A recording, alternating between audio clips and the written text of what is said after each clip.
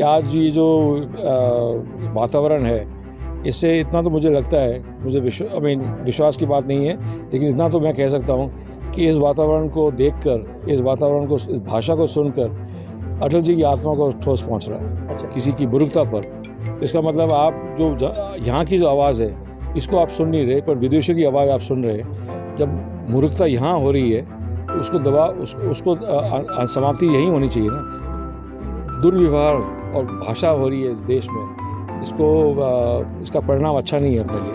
ऐसा है ऐसी व्यवस्था करने का और आनंद लेने का, तो पैसे का उपयोग तो हो गई। स्वागत तो देखिए आप देख ही रहे हैं कैसा हो रहा है।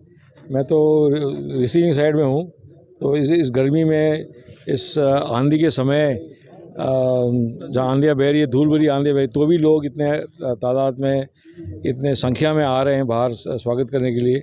तो विश्वास है कि ये जो विभाग की जो जिम्मेवारी है, ये विभाग कहीं ना कहीं उनके दिल से जुड़ा हुआ है और वो खुशी वो मना रहे हैं। सर, आपको काफ़ी टाइम हो गया, 2 महीने से ज़्यादा हो गए।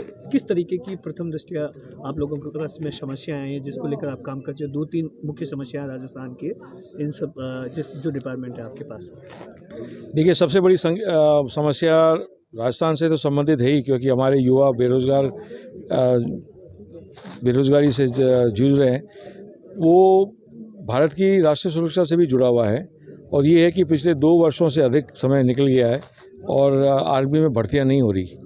और इसका जो मैंने पहला पत्र निकाला है विभाग से रक्षा मंत्री जी को, कि हम हज़ारों की संख्या से राजस्थान के युवा हैं जिन्होंने दौड़ में भाग लिया, पास हो गए, रैली में भाग लिया, सब मेडिकल क्लियर हो गया, और एक वो अंतिम टेस्ट बचा है जिससे वो मेरिट में आएंगे, परंतु वो प्रक्रिया समाप्त नहीं हुई है। और जब तक वो समाप्त नहीं होगी तो ये भर्ती हो नहीं सकती, और भर्ती रोकी गई है, परंतु रिटायरमेंट तो हो रहे हैं सेना से।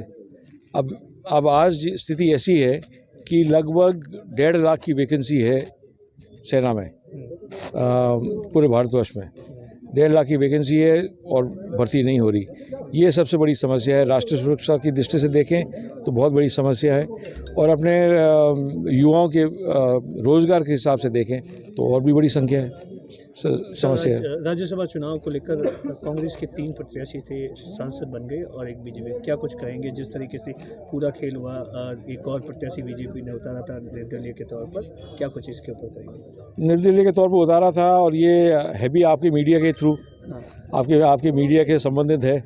और आपको ये तो सोचना चाहिए कि जिस व्यक्ति का कुछ लेना देना नहीं इस पार्टी से, इस व्यवस्था से, और वो यहाँ उतरे।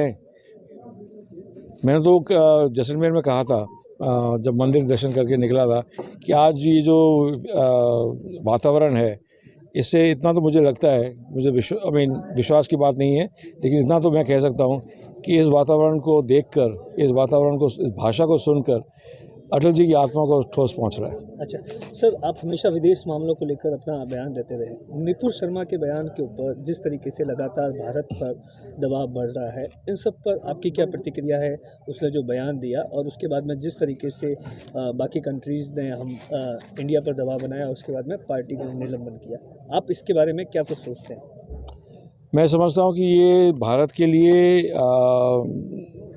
मैंने भारत की छवि को बहुत अपमान सहन करना पड़ रहा है, क्योंकि अगर आप विदेशी कोई देश आप पर दबाव डालेगा, फिर आप कार्रवाई करोगे किसी की बुरुकता पर, तो इसका मतलब आप जो यहाँ की जो आवाज़ है इसको आप सुन नहीं रहे, पर विदेशियों की आवाज़ आप सुन रहे हैं।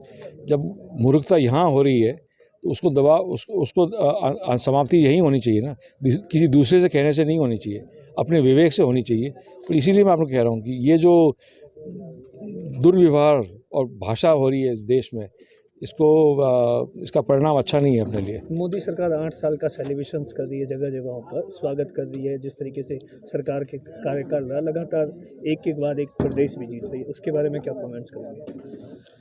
पैसा है ऐसी व्यवस्था करने का और आनंद लेने का, तो पैसा का उपयोग तो हो गई। कैसा रहा कार्यकाल 8 साल का? मोदी सरकार को किस तरीके से देखते हैं आप? आज रुपये का भाव क्या है डॉलर के प्रति? आज तेल का भाव क्या है? श्री रविशंकर ने घोषणा करी थी कि जब मोदी सरकार आएगी तो $40 का हो जाएगा। आप उनसे पूछिए कैसा लगा कार्यकाल। धन्यवाद।